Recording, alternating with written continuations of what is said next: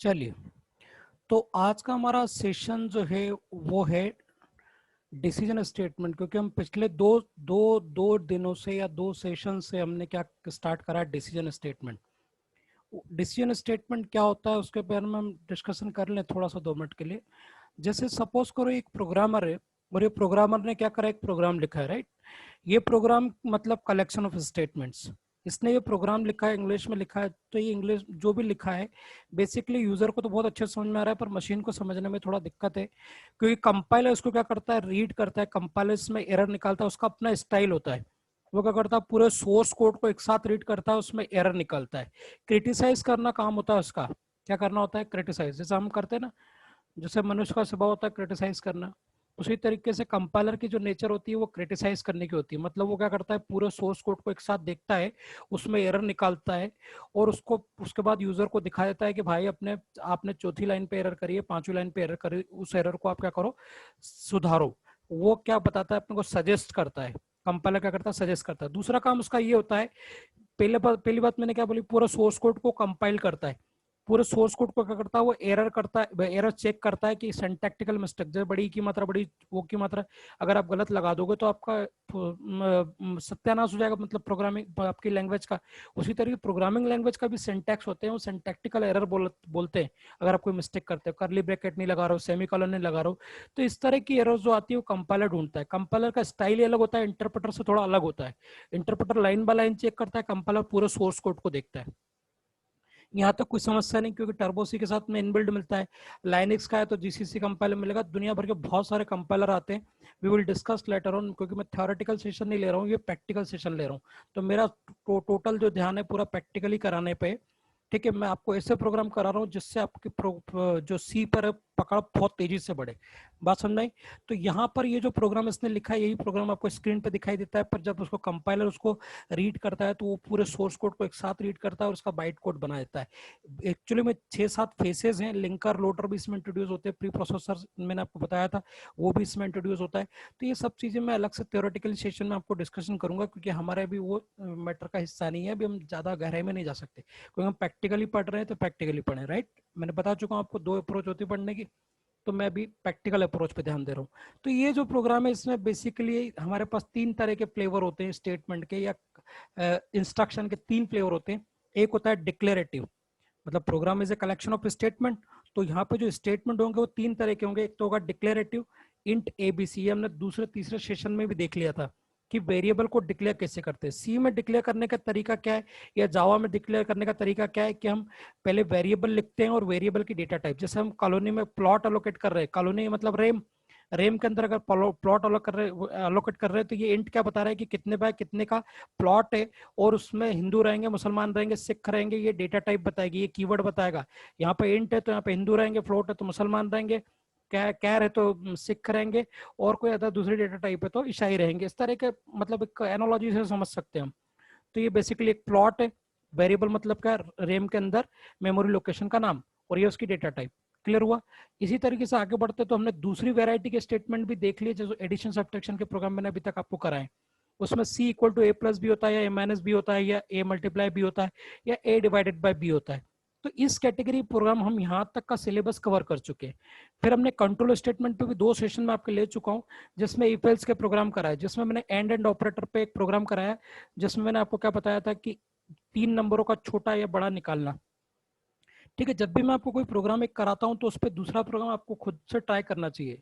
इसको बोलते हैं इनोवेटिव आइडियाज, इसी को एक्चुअल में लॉजिक बोलते हैं। यही बिल्ड करने हैं आपको, जो मैंने बता दिया उसको ही बना लिया तो वो काफी नहीं है, उसके जैसा कुछ बनाने की कोशिश करो, तब आपके लॉजिक्स क्या होंगे। सी के बंदों के साथ में सबसे बड़ी प्रॉब्लम होती है, वो बोलते हैं कि हमें लॉजिक की समस्या है। लॉजिक की समस्या के लिए मेरे पास 2 टिप्स हैं आपके लिए।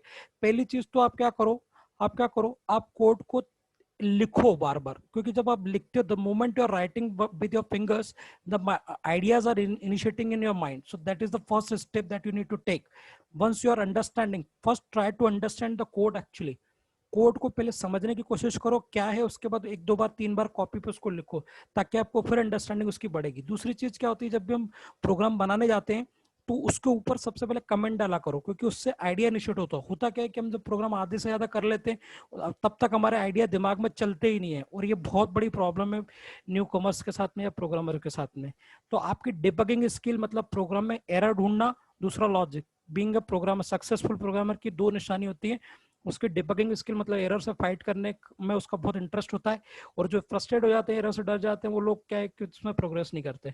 दूसरा, दो चीजें आप ध्यान रखो, दिमाग शांत रख के आपके लॉजिक को इंप्रूव करने की कोशिश करो। पहली टिप, कमेंट डालो। दूसरी टिप क्या है कि आप क्या करो, इनोवेटिव आइडियाज। तीसरी चीज, लिखो। इनोवेटिव आइडियाज मतलब एक प्रोग्राम बता दिया तो उसके जैसा, जैसे मैंने आपको बोल दिया क्या, क्या आप एडिशन का दिया तो आप सब्ट्रैक्शन, मल्टीप्लिकेशन, डिवीजन आपको 3 प्रोग्राम खुद से करने चाहिए। बात बात समझ में आई? चलो अब अपन आते हैं इफ एल्स में। इफ एल्स में मैंने आपको 3 नंबर का ग्रेटर का प्रोग्राम या स्मॉल का कराया तो आपको ग्रेटर का निकालना चाहिए था, ग्रेटर का कराया तो आपको स्मॉल का निकालना चाहिए था। इस तरह से एक आइडिया आपको खुद से लगाना चाहिए। बात समझ में आई? और इस पर बहुत सारे प्रोग्राम कराए जा सकते हैं, इवन मैं कराता भी हूँ।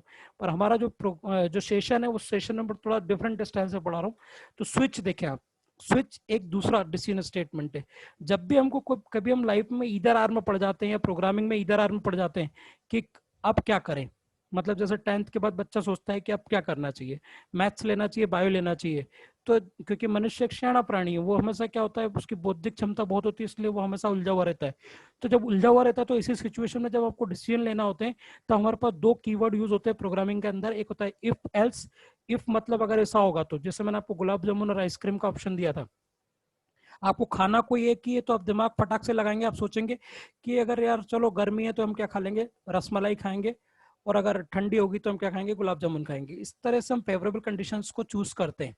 ठीक है, थोड़ा सा फास्ट में ऑब्वियसली बोलता हूँ यहाँ पर, रीजन उसका ये है कि हमको थोड़ा सा टाइम बचाना होता है, कि आप लोगों के पास भी इतना टाइम नहीं होता है। इफ मतलब अगर, और एल्स मतलब नहीं तो इफ में क्या होता है, हम कंडीशन को डालते हैं। जैसे पापा ने बोला कि बेटा तू 60% से ज्यादा लाएगा, तो मार्क्स में एक वेरिएबल है जिसमें 60% से ज्यादा अगर आया तो बंदा क्या होगा, ऑब्वियस सी बात है वो फर्स्ट क्लास होगा, नहीं तो फेल होगा। अब ऐसे प्रोग्राम और भी बना सकते हैं, मैं इवन बनवाता भी हूँ, पर मैं इसमें प्रोग्राम दूंगा आपको। फर्स्ट ऑफ ऑल मैं सारे सिलेबस से गो थ्रू हो रहा हूँ, ताकि आपको पूरा सिलेबस भी कवर हो जाए, और साथ में हमारा, तो मैं ढेर सारे प्रोग्राम करवा सकता हूँ, वो करवाऊंगा भी इनफैक्ट। चलो बढ़ते हैं आगे। आज के जो हमारा सेशन है उस पर आते हैं हम स्विच पे। स्विच हमको करना है, उसके साथ हमारा क्या हो जाएगा, डिसीजन स्टेटमेंट कंप्लीट हो जाएगा। स्विच एक कीवर्ड है, पहली बात तो ये बता दूं आपको। स्विच होता क्या है उसके लिए थोड़ा सा, मैं स्विच स्टार्ट कर रहा हूँ तो थोड़ा सा ध्यान से सुनेंगे और स्विच को कंप्लीट प्रॉपर करेंगे, और पूरा इस सेशन को पूरा एंड तक आप क्या करेंगे, देखेंगे। ठीक है, इधर मैं आता हूँ तो आपके घरों में आपने ऐसे स्विच देखे होंगे, देखे हैं आपने घरों में स्विच। ये मैं अगर ये इसको चालू कर रहा हूँ तो लाइट चालू हो जाएगी, इसको चालू कर रहा हूँ तो पंखा चालू होगा, इसको चालू करूंगा तो एसी चालू होगा, इसको चालू करूंगा पीसी चालू होगा। इस तरह से I can have number of functionalities at my home. मेरे घर पे क्या आप एक इसके जैसे बहुत सारे स्विच देख सकते हैं, इस तरह के भी स्विच आपको दिखाई देते होंगे। कुल मिला के मैं आप समझाना चाह रहा हूँ कि स्विच क्या होता है बेसिकली। जैसे यहाँ पर एक लिफ्ट में आपने देखा होगा कि अगर आप जीरो दबाओगे, यहाँ पे कहीं जीरो वीरो का ऑप्शन दिख रहा है, बाप रे, तो स्टॉप करना चाहो तो लिफ्ट को स्टॉप भी कर सकते हो, बेल बजती है उसमें। इसी तरीके से जीरो पे आप चाहते हो ग्राउंड पे, अभी 15th फ्लोर पे, अभी हम 15th फ्लोर पे, पता है 15th फ्लोर पे हम, और ये 10वीं फ्लोर पे जाना है तो 10वीं पे क्लिक करोगे आप, आगे पीछे जो भी करना है। ठीक है, तो इस तरह से फंक्शनलिटीज, मतलब on the basis of particular button और particular click one functionality should be perform, that is called the concept of switch. जब भी हम किसी एक बटन पर क्लिक करते हैं तो उस पर्टिकुलर फंक्शनलिटी को परफॉर्म हो जाना चाहिए, वो फंक्शनलिटी कहलाती है केस। अब हम उसको प्रैक्टिकली कैसे अचीव करेंगे, थोड़ा सा उसको समझें। ठीक है, अभी तक भी आपको कुछ नहीं समझ में आया तो कोई बात नहीं, अब हम आगे बढ़ते हैं तो आप सब समझ में आएगा आपको। मैं आगे बढ़ रहा हूं, मैंने यहाँ पर देखा प्रैक्टिकली कैसे अचीव करेंगे। इसके लिए एक वेरिएबल लेता हूँ, उसके अंदर मैं आपका ऑप्शन ले लेता हूँ। ये जो मैं लिख रहा हूँ ये हार्ड कोड है, जो कि इंडस्ट्री में परमिट नहीं है। आपको यूजर से चॉइस लेना चाहिए, क्या डालना है भैया, यूजर से पूछो, वो डालेगा आपकी वैल्यू। तो वो मैं प्रोग्राम करूंगा तो उसके बाद समझाऊंगा आपको, प्रोग्राम के अंदर समझाऊंगा। स्विच एक कीवर्ड है, तो उसके अंदर आप पास कर सकते हैं आई, मतलब जो यूजर ने डाला। अभी मैं हार्ड कोड करा है तो यहाँ पे क्या कर दिया, प्रोग्राम में फिक्स हो गया कि एक ही डालेगा वो, या दो ही डालेगा। प्रोग्राम में बार बार जाके चेंज करना पड़ता है। तो मुझे एक डालूंगा तो क्या हो जाएगा, यहाँ पे फैन चालू हो जाएगा, दो डालूंगा तो टीवी चालू हो जाएगा, थ्री डालूंगा तो एसी चालू हो जाएगा, और अगर गलत डालूंगा तो ये वाला प्रिंट हो जाएगा। ये एक सिंपल सा एग्जाम्पल दिया है मैंने, प्रोग्राम बना के देखेंगे तो आपको पूरा सही साइड बना के मैं दिखाऊंगा। ये प्रोग्राम प्रॉपर नहीं है, मैं प्रॉपर बना के बताता हूँ। ठीक है, चलिए अपन चलते हैं कहाँ पर, टर्बो सी पर। कहाँ पर चलते हैं अपन, टर्बो सी पे। तो टर्बो सी में शेयर कर रहा हूँ आपके सामने। यहाँ पर गया और टर्बो सी को मैंने बड़ा कर दिया। अल्टर इंटर से मैं बड़ा करता हूँ, थोड़ा सा अपन देखें, मैं प्रोग्राम समझाने जा रहा हूँ आपको, ध्यान से देखें आप। यहाँ पर मैंने क्या कमेंट डाला, मैंने लिख दिया प्रोग्राम 4। क्या लिख दिया मैंने? Program 4। Program for what? Program for switch. Switch, program for switch. Switch का एक प्रोग्राम बना हुआ। एक्चुअल में क्या होता है, स्विच में कभी भी कैपिटल लेटर नहीं आता, पर ये मैंने कमेंट में लिखा है, कंपाइलर पढ़ेगा नहीं, तो यहाँ पे तो मैं कुछ भी लिख सकता हूँ, कोई दिक्कत है क्या? कंपाइलर इसको पढ़ने वाला नहीं है, क्योंकि हमने डबल डबल स्लेस लगाया, मतलब कमेंट डाल दिया। कमेंट डाल दिया मतलब ये प्रोग्रामर के लिए, और ये लिखना बहुत ज़्यादा मेरे हिसाब से ज़रूरी है, और ये आपको इंडस्ट्री में काम करेंगे तब भी आपको लिखना ज़रूरी है। ठीक है, ये क्यों जरूरी है, इसके बहुत इंपॉर्टेंस है। अगर कोई बंदा आपकी जगह पे दूसरा आता है कंपनी में, तो उसके लिए प्रोग्राम समझना मुश्किल हो जाता है। जब अभी ये दो चार लाइनों के प्रोग्राम में तो ठीक है, 10 लाइन के प्रोग्राम में ठीक है, 100 लाइन के प्रोग्राम में ठीक है, पर जब प्रोग्राम थाउजेंड्स ऑफ लाइन या 10,000 लाइन के हो जाते हैं या उससे ज्यादा हो जाते हैं, तो इसमें अगर कमेंट नहीं डालोगे तो आपका कोड जो आपने लिखा हुआ आपको ही समझ में नहीं आएगा। तो इसमें कमेंट नहीं डालोगे तो बहुत ज्यादा दिक्कत आने वाली है। बस समझ में आ रही क्या इंपॉर्टेंस है कमेंट का? ठीक है, बड़े आगे। तो यहाँ पर मैंने लगाया हेस, हेस मतलब प्री प्रोसेसर सिंबल, फिर मैंने लिखा इंक्लूड मतलब एक डायरेक्टिव है, फिर मैंने लिखा stdio.h, बात समझ में आई? फिर मैंने लिखा हेस, फिर मैंने लगाया इंक्लूड। क्या लगाया मैंने? इंक्लूड मतलब डायरेक्टिव, और ये डायरेक्शन देती है, और ये प्री प्रोसेसर के लिए। ठीक है, जब मैं आपको बहुत गहराई में समझाऊंगा तब चीजें ये समझ में आएंगी आपको। पहले क्या है, कभी भी जैसे सपोज तैराकी सीखना है आपको, तैराकी सीखना है तो सबसे पहले आपको ऊपर ऊपर तैरना होता है, फिर आप उसमें डूबते हैं। मैं आपको डराना नहीं चाहता चीजों के लिए कि मैं आपको पूरी गहराई में लेके जाऊं, मैं इसीलिए जानबूझ करके आपको ऊपर ऊपर तैरा रहा हूँ, ताकि आप चीजों को जब आपको गहराई में ले जाऊं तब आपको सारी चीज समझ में आए। ठीक है, तो वाइड मैंने लिखा, मेन लिखा, और वाइड मतलब एक कीवर्ड है, तो कीवर्ड के लिए हमने कसम खा ली है कि कोई सी भी प्रोग्रामिंग लैंग्वेज होगी, हम कीवर्ड को कभी भी कैपिटल लेटर यूज नहीं लिखेंगे, क्योंकि कभी भी कैपिटल सॉरी कीवर्ड में कभी भी कोई कैपिटल लेटर नहीं आता। मैंने यहाँ पे इंट लिया और मैंने आई एक वेरिएबल लिया। ठीक है, इंट एक डेटा टाइप है जो कि आई को बता रही है कि आई किस तरह का वेरिएबल है, मतलब इसमें किस तरह की वैल्यू को स्टोर किया जा सकता है। इंट दूसरी चीज ये भी बता रही है कि इसकी साइज क्या होगी, क्योंकि इंट की 2 बाइट या 4 बाइट होती है depending on the processor, 64 bit का है 32 बिट का है, उसके अकॉर्डिंग। यहाँ पे सेमीकोलन लगाया तो स्टेटमेंट क्लोज हो गया। ठीक है, और ये कंपाइलर लाइनक्स से कंपाइलर उस कंपाइलर पे भी डिपेंड करता है, राइट? तो मैंने यहाँ पे लिखा क्या, मैंने यहाँ पे लिख दिया, मैंने लिखा प्रिंट एफ। क्या लिखा? Print F. और मैं यूजर से पूछ रहा हूँ, मैं इससे पूछ रहा हूँ कि inter your option, inter your choice, कुछ भी पूछ सकता हूँ, इंटर योर चॉइस। देखो यूआर जो लिखा वो भी मैंने क्या अपनी लैंग्वेज में लिख दिया, कोई दिक्कत नहीं है, और समझाना है मेरा मकसद।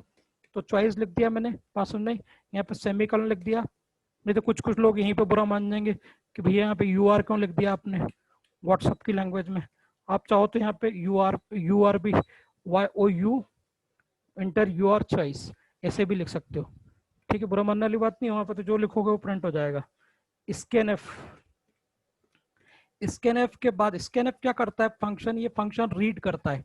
प्रिंट एफ जैसे कंसोल पे प्रिंट करता है उसी तरीके से स्कैन एफ कंसोल से रीड करता है, मतलब यूजर जो भी डालेगा वो इसमें आ जाएगा, पर उसको बताना पड़ेगा कंपाइलर को कि जो वो डालेगा वैल्यू वो किस टाइप की होगी। तो यहाँ पे एंड लगाया, एंड से तो मैंने एड्रेस बता दिया आई का कि इस एड्रेस पे जाकर क्या डाल दो, यूजर से बोल रहे हैं कि तुम वैल्यू डाल दो।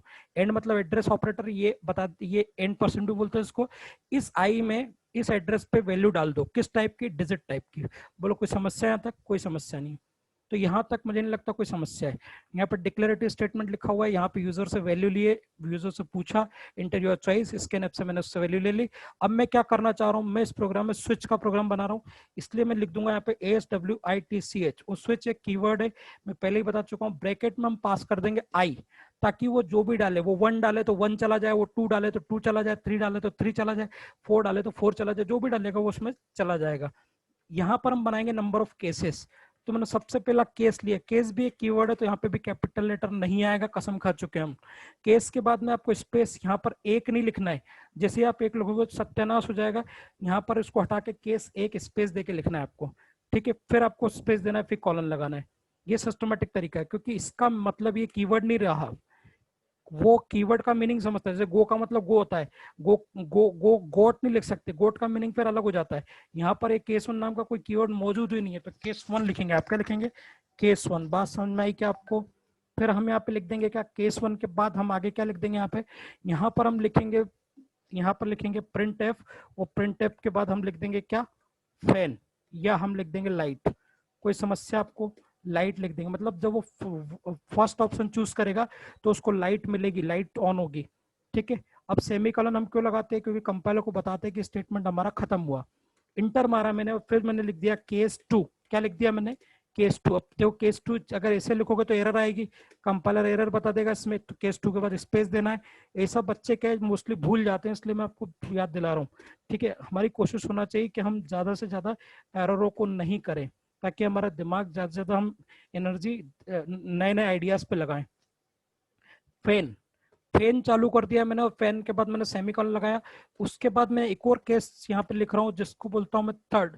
थर्ड केस बोल दिया मैंने, यहाँ पे कॉलन लिखा, उसके बाद मैंने प्रिंट लिख दिया। क्या लिख दिया भाई साहब, मैंने प्रिंट एफ लिखा। प्रिंट एफ एक फंक्शन है, मैं पहले ही बता चुका हूँ, जब ब्रैकेट लगते हैं तो वो फंक्शन होता है, और ये बने बनाए फंक्शन है, केवल मैं कॉल कर रहा हूँ, इनको बना नहीं रहा हूँ। तो अभी फंक्शन में केवल मेन के अलावा कोई फंक्शन बनाया नहीं, फंक्शन एक सेपरेट टॉपिक है जो कि हम बाद में देखने वाले हैं। मैंने प्रिंट एफ लिखा, और प्रिंट एफ के बाद मैंने क्या चालू कर दिया, यहाँ पे टीवी चालू कर दी। कोई समस्या आपको, ये टीवी चालू कर दी। ऐसे ही मैं एक और ऑप्शन भी ले सकता हूँ, आप चाहो तो मैं केस 3 केस 4 भी ले सकता हूँ, ऐसे तो मैं हजारों ऑप्शन ले सकता हूँ। पर यहाँ पर मैंने चालू कर दिया क्या, प्रिंट एफ के बाद मैंने यहाँ पे लिख दिया एसी। क्या लिख दिया मैंने, एसी। बात समझ में आई क्या, यहाँ पर लिख दूंगा मैं एसी। ये मेरा अगला वाला ऑप्शन है, थोड़ा सा ध्यान से देखना क्योंकि प्रोग्राम का मेन क्रश जो है वो आखिरी में ही है। तो थोड़ा सा आगे चलते हैं, जो केस 1 है, केस 2 है, केस 3 है, केस 4 है, 4 ऑप्शन दिख रहे हैं आपको। अगर अब मैं आपसे पूछता हूँ कि भैया कि एक एक और ऑप्शन बना देते हैं, क्योंकि वो ले मैंने, वो बंदा तो नया है, वो बंदा वो नहीं जानता प्रोग्रामिंग क्या होती है। वो 1 2 3 4 वो तो कुछ भी डाल सकता है ना, वो तो यहाँ पे 5 भी डाल सकता है, 10 भी डाल सकता है, 15 भी डाल सकता है, कुछ भी डाल सकता है, वो तो कुछ उसकी जो मर्जी आएगी वो डालेगा।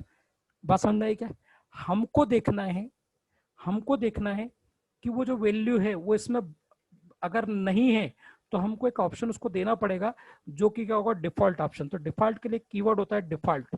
डिफॉल्ट मतलब अगर गलत चॉइस है आपकी, इन चारों चॉइस में से एक भी चॉइस नहीं है, तो मैं यहाँ पे क्या लिख दूंगा, प्रिंट एफ। और प्रिंट एफ के थ्रू मैं यहाँ पे क्या लिखवा दूंगा उसमें, यहाँ पे लिख दूंगा सॉरी यू हैव चूजन है, sorry sorry you have chosen है, यू हैव चूजन है, चूजन है रॉन्ग एंट्री, चूजन है रॉन्ग ऑप्शन। ठीक है, अभी आपको स्पेलिंग वगैरह का ध्यान नहीं देना है, अभी तो आपको क्या देखना है कि हमको समझ में आए, क्योंकि ये तो हम बाद में भी डेकोरेशन वगैरह तो बाद में भी कर सकते हैं, स्पेलिंग वगैरह सब बाद में देख सकते हैं। स्पेलिंग कहाँ गलत होना चाहिए, कहाँ नहीं, यहाँ डबल कोट्स में तो आप जो लिखते हो ना वो वैसा वैसे प्रिंट होता है, इसलिए उसको टेंशन लेने की जरूरत नहीं है।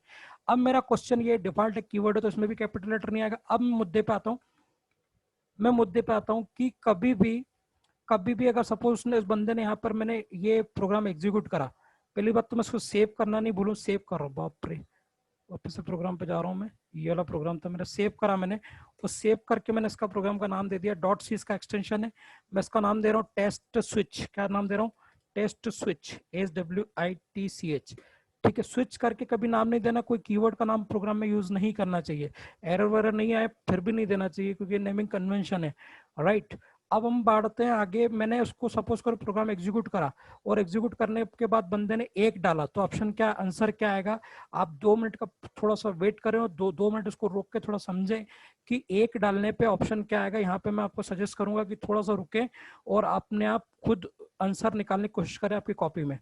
सपोज करो उसने 1 डाला, तो क्या क्या आंसर आना चाहिए आपका, क्योंकि स्विच में 1 आ गया, अब क्या आना चाहिए आपके हिसाब से। अगर कोई भी नया बंदा होता है और मैं हमेशा उससे पूछता हूँ, तो उसका आंसर होता है सर लाइट आएगा। क्या आएगा, लाइट। ठीक है, अगर मैं बोलूं इसमें 2 डाला तो क्या आएगा, तो 2 में वो बोलेगा फैन आएगा, 3 में तो बोले टीवी आएगा, 4 में एसी आएगा, 1 में लाइट, 2 में फैन, 3 में टीवी, 4 में एसी, ऐसा बोलेगा वो। अगर 5 डालेंगे तो ये आएगा, इस तरह से वो बोलता है, क्योंकि नया बंदा है उसको नहीं पता। तो बेसिकली क्या होता है कि अगर मैं इस प्रोग्राम को अभी कंपाइल करूँ और चलाऊं, कंपाइल करा, मेरा प्रोग्राम सही चल रहा है, मैंने रन किया, रन जैसे ही करा वहाँ पे क्या एरर आ रही है, प्रिंट टाइप की स्पेलिंग गलत लिख दी है मैंने कहीं पर, कहाँ पे लिखी है ये देखो। तो कोई बात नहीं, एरर आती रहना चाहिए, तो उससे क्या होता है, दिमाग ठीक रहता है आपका। ठीक है, आसमान पर नहीं जाता दिमाग। तो प्रिंट लिखा मैंने, प्रिंट टाइप के बाद मैंने इसको रन कर दिया, रन करने के बाद देखा तो मेरे सारे ऑप्शन प्रिंट हो गए। ठीक है, पर अच्छे नहीं लग रहे हैं, अच्छे लग रहे हैं क्या, मैंने अल्टरनेटिव अल्टरनेटिव वापस से करता हूँ, मैं वापस से जाता हूँ, इसी पे स्किप करता हूँ। मैंने क्या करा, कि मैं क्या करना चाह रहा हूँ कि ये जो सारे ऑप्शन है इसके पहले मैं एन लगा देता हूँ। पहले वाले में तो एन लगाने की जरूरत नहीं है क्योंकि ऊपर भी प्रिंट होगा तो कोई दिक्कत नहीं। यहाँ पर एन लगाया, ये स्लेस एन क्या कर रहा है, ये मुझे हर लाइन को नई लाइन में प्रिंट करेगा, तो थोड़ा सिस्टमेटिक प्रिंट होगा। बात समझ में आ रही है क्या आपको? तो स्लेस एन से क्या होता है, हमारा जो जो भी लिखा है हमने वो एक लाइन नीचे प्रिंट होता है। अब सपोज करो मैंने CLR भी नहीं लगाया अभी ना, तो CLR भी लगाते हैं अपन, क्योंकि CLR भी नहीं लगाया, गेट CH भी नहीं लगाया, इस बार भूल गए अपन लगाना, क्योंकि पुराना जो आउटपुट होता है उसको वैनिश करने के लिए हम क्या लगाते हैं, CLR। ये लाइनक्स में और विंडोज में फर्क है। लाइनक्स अपने आप में वैसे थोड़ा सा टफ सॉफ्टवेयर है, तो टफ ऑपरेटिंग सिस्टम है, पर अगर मैं उसमें सी चलाता हूँ तो थोड़ा ईजी पड़ता है। रीजन क्या है कि वहाँ पे आपको एक गेट CH वगैरह लिखने की जरूरत नहीं पड़ती। बात समझ में आई क्या? अब मैं चला रहा हूँ इसको, कंपाइल करा मैंने तो कंपाइल हुआ, प्रोग्राम रन करा तो रन हो गया।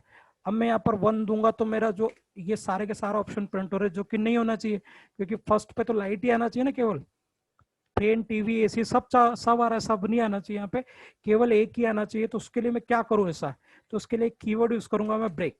देखिए मैं आपको बताऊं, आपको ये सब चीजें हो सकता है आती हो, पर मुझे ये सिलेबस जो मैं कवर करा रहा हूँ आपको सिस्टमेटिकली कवर करा रहा हूँ, तो मुझे नहीं लगता आपको कोई भी चीज हल्के में लेनी चाहिए, आपको सारी चीजें प्रॉपर तरीके से करनी चाहिए। ठीक है, हमको कभी कभी लगता है कि हमको सब आता है, पर क्या होता है कि हम अगर उस चीज को प्रॉपरली सिस्टमेटिकली कर लें एक एक चीज को, तो फिर क्या है, फिर बाद में दिक्कत नहीं होती। ठीक है, ब्रेक लगाया मैंने, तो ब्रेक अगेन कीवर्ड है, तो कभी भी कैपिटल लेटर नहीं आएगा, कैपिटल लेटर नहीं आएगा। ये तो आपको पता चल गया होगा अभी तक कि टर्बो सी में जो भी व्हाइट कलर में दिखता है वो कीवर्ड होता है। कीवर्ड मतलब प्री रिजर्व वर्ड, जैसे इंग्लिश में होते हैं गो, कम, आउट, इन। बात समझ में आई? तो कीवर्ड से समझ में आया था उसको कि ब्रेक लगाना है। यहाँ पर मैंने कंपाइल किया, अब मैं क्या करूंगा, रन करूंगा। अगर मैं यहाँ पे एक डालूंगा तो अब क्या आने वाला है ऑप्शन, एक डालूंगा तो क्या आएगा, केवल लाइट आएगा। बात समझ में आई?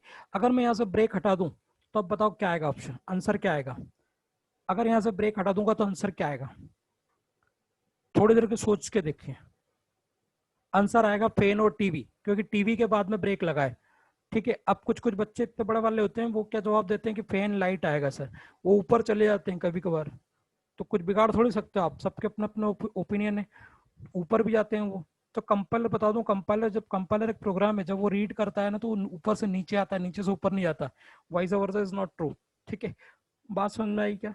तो यहाँ पर अभी क्या होगा कि वो फैन वाले में जाएगा, फैन वाले में चूंकि ब्रेक नहीं लगा है तो डायरेक्ट काय में चला जाएगा, टीवी वाले में चला जाएगा। बात समझ में आई क्या? तो दोनों प्रिंट होंगे, फैन और टीवी। जैसे मैंने यहाँ पर टू डाला तो ये फैन और टीवी आ गया। क्लियर हुआ? अब मैं 1 डालूंगा तो लाइट ही आएगा, 1 डालूंगा तो क्या आएगा, लाइट आएगा। आ रहा है लाइट? AC में 3 डालूंगा तो क्या आएगा बताओ, टीवी आएगा। आएगा कि नहीं आएगा, क्योंकि ब्रेक लगा हुआ है वहां पे। क्लियर हुआ? इसी तरीके से मैं 4 डालूंगा तो क्या आएगा, 4 में भी सही आएगा, AC आएगा। ठीक है, पर अगर मैं यहाँ पे ब्रेक लगा देता हूँ, समझदारी में गड़बड़ हो जाएगा मामला भी। ठीक है, अगर मैं यहाँ पर रन करूं तो, और अगर मैं यहाँ पे कोई भलता ऑप्शन डाल दूं जो कि यहाँ पे मौजूद ही नहीं, क्योंकि यहाँ पे तो 1 से 4 तक ही है, मैं अगर 7 डाल देता हूँ तो क्या आएगा, sorry you have chosen a wrong entry, wrong option.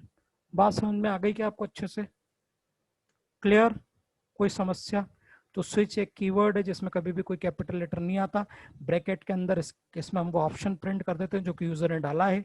आई के अंदर उसने जो भी वैल्यू डाली है वो हम इसमें डाल देते हैं।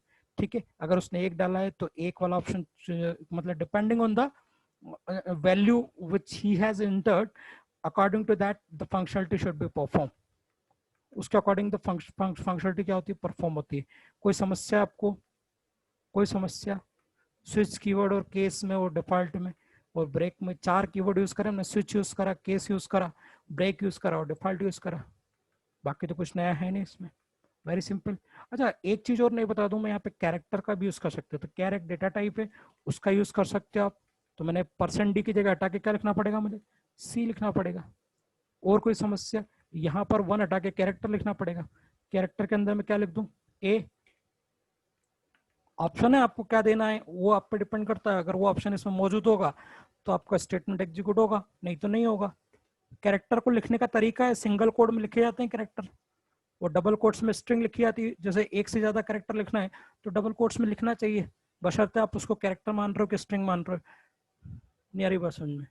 ये जो AC लिखा है वो स्ट्रिंग है, जबकि A लिखूंगा वो क्या है, कैरेक्टर। एक कैरेक्टर अगर कैरेक्टर मान रहे हो उसको, तो फिर आपको सिंगल कोड में लिखना पड़ेगा। बात समझ में आई? उसको अपने आप ही वो कैरेक्टर मान लेगा कंपाइलर, अगर आप कैरेक्टर लिखना चाहते हो तो। यहाँ पे मैंने डी लिया, अब मैं इस प्रोग्राम को चलाऊं तो मुझे कैरेक्टर देने पड़ेंगे, 1 2 से काम नहीं चलेगा मेरा। अगर मैं यहाँ पे ए लिखता हूँ तो क्या प्रिंट होगा, लाइट। फिर से चलाता हूँ, मैंने अगर सी लिख दिया तो क्या प्रिंट होगा, टीवी। बात समझे, टीवी है ना यहाँ पे।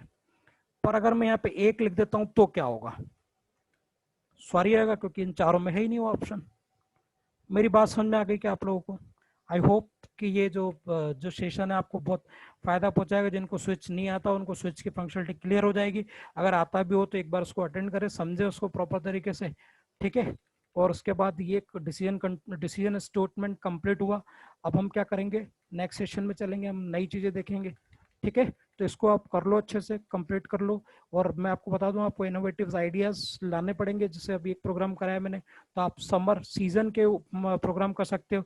जैसे आप क्या करना चाहिए आपको, विंटर, ठीक है, समर, ये सीजन वगैरह का नाम प्रिंट करा लो, या फिर आप डेज के नाम प्रिंट करा लो, मंडे ट्यूसडे वेडनेसडे। एक डालेगा तो क्या आएगा, मंडे आएगा, 2 डालेगा तो ट्यूसडे आएगा। इस तरह से आप प्रोग्राम बना सकते हो, राइट। कैरेक्टर पे भी बना सकते हो, आप उस पर भी बना सकते हो। ये प्रोग्राम एक्चुअल में आपको लगने वाले हैं, जावा पाइथन सब में काम आएंगे। ये जो सेशन में चला रहा हूँ ना, वो इसलिए लगा रहा हूँ, इसलिए चला रहा हूँ क्योंकि जब मैं जावा पाइथन के पढ़ाता हूँ तो बच्चों में काफ़ी प्रॉब्लम देखी जाती है। वो सी ही नहीं पढ़े होते हैं, इसलिए उन बच्चों को दिक्कतें आती हैं। इसलिए जो जो सेशन मैंने चलाया है वो उन लोगों के लिए चलाया है, ताकि वो सी को पहले पढ़ें, क्योंकि हर लैंग्वेज इससे स्टार्ट होती है। हमारे यूथ की भी समस्या ये है कि वो सी प्रोग्रामिंग ही ढंग से पढ़ नहीं रहा है, ठीक है। तो ये कम से कम एटलीस्ट ये सेशन आप प्रॉपर तरीके से अटेंड करो, तो उससे आपको क्या है कि जो आपके करियर की लैंग्वेजेस है उसमें कोई भी दिक्कत नहीं आने वाली। चाहे आप सी में प्रोफाइल अपना सी में करियर बनाए कि किसी में भी बनाए, सी में करियर बनाना थोड़ा सा टफ होता है, बता दूं मैं आपको, क्योंकि उसमें बहुत ही डेप्थ नॉलेज होता है, ठीक है। आपको या तो जावा में करियर बनाना होगा, या पाइथन में बनाना होगा, या डॉटनेट में बनाओगे, या पीएचपी में बनाओगे। पर सी में शायद आप बहुत कम जाओगे। अगर जाना चाहो तो उसके लिए फिर स्पेशलाइज मुझे सेशन आपको कराने पड़ेंगे। वो सेशन मैं भी नहीं करा रहा हूँ, क्योंकि ये सब जावा पाइथन वगैरह की लाइन के ताकि आप वो लैंग्वेजेस अच्छे से कर पाए, ठीक है। बहुत डेप्थ में जाने की भी जरूरत नहीं, क्योंकि बहुत काफ़ी रेयर स्कोप है इसमें, काफ़ी कम स्कोप है सी में, और आपको उसमें भी अच्छा तगड़ा नॉलेज मांगा जाता है। पर इतना आपको अच्छे से आना चाहिए कि आप किसी भी लाइन में चले जाएं, ठीक है। चलिए यहीं पे वाइंड अप करते हैं आज का सेशन, थैंक यू, ठीक है।